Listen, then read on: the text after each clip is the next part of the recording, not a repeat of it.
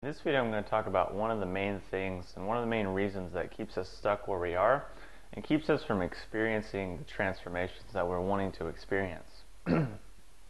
Now we typically think if we're stuck where we are, if we're not getting the result that we want, it's because we don't have the right strategy, we're not taking the right herb, we got to cleanse, we got to detox, we got to fast, we got to get this body work, we got to get this healing modality, we got to buy this book, we got to do this meditation. All of these things we think we need to do, or we think we don't have the right thing, and this is what's really causing us to be stuck and to be, not experiencing the transformation that we want to experience. So what I've been coming to lately in my own meditation and research and in my own journey is that oftentimes what keeps us stuck and what keeps us where we are is our habitual pattern, our habitual conditioning, and our just adherence to that. So much in the same way, if you go to a chiropractor and you go to a doctor, or not a doctor, but a body worker, and they get you all worked out, they get your posture perfect, they get everything lined up, and you walk out of there feeling great. But if the first thing you do is you sit in your car and you sit down like this, and you lean over to one side on your cell phone and you're driving like this, and you're yelling at people outside and you're listening to music really loud and you're just stressed,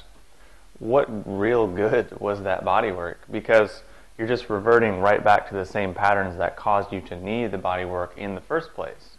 People do this all the time. They go and get a colonic, they go and do a cleanse and a fast, and the first thing they do is go eat in like McDonald's or a huge pizza because they're so hungry, when in reality that's the behavior that's getting them in the situation to where they need such an extreme measure in the first place.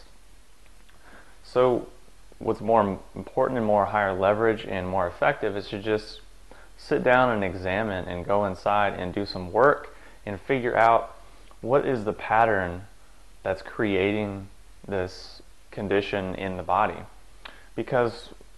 how it really manifests, if we back it all the way up using the context of Chinese medicine and Chinese medical thought, we are this energy system, right? We have all these meridians, energy channels, and nadis, and whatever you want to call them, chakras. And what happens is, at some point we experience a trauma, we experience some sort of negative belief or a negative experience, and we take on a negative belief.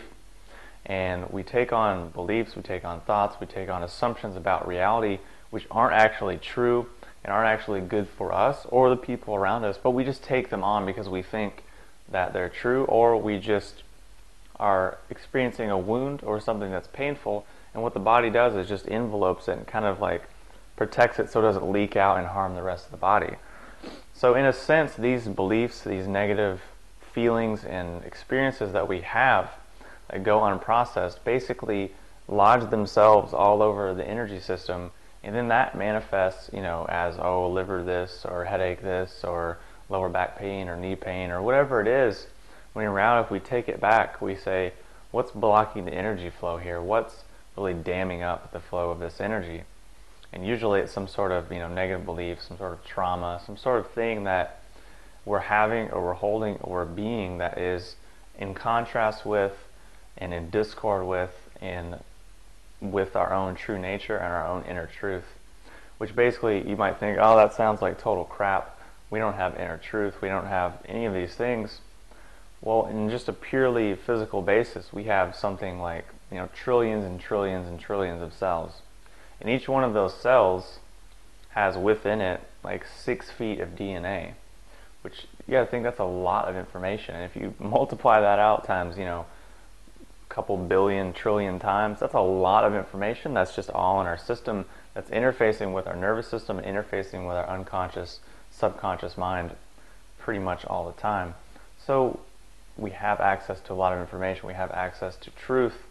but because of the world that's around us, because of the experiences that we have that are either too much for us to handle at the time, or just we don't know how to handle them, or they're just painful or traumatic, we take it on, and that pain we feel, the discord we feel, is really us becoming aware of the fact that, hey, this really isn't in harmony or in accord with